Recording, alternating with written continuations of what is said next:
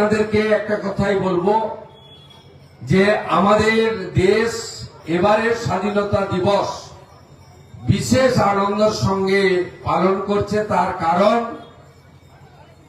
আপনারা জানেন যে কিছুদিন আগে শুধুমাত্র ধর্ম দেখে পায়েলগামে নিরীহ পর্যটকদেরকে খুন করা হয়েছিল নৃশংসভাবে, এবং আপনারা জানেন তার বদলা আমাদের ভারত নিয়েছে।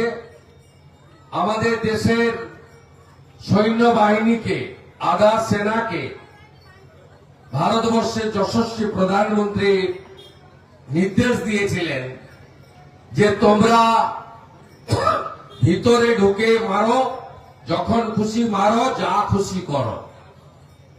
এই প্রথমবার একটি আবর্জনা আমাদের পাশে আছে, পাকিস্তান তার নাম।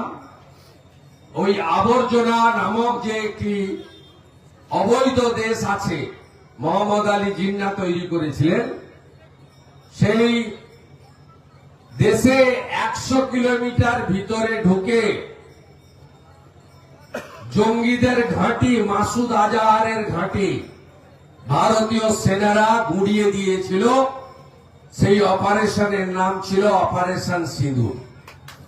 স্বাভাবিকভাবে এবারে আমরা যারা ভারতীয় রাষ্ট্রবাদে বিশ্বাস করি, আমাদের কাছে স্বাধীনতা দিবস এবারে আনন্দের, গর্বের, কারণ আমাদের সেনা অন্দর ঘুষকে মারা, ভিতরে ঢুকে মেরে এসেছে।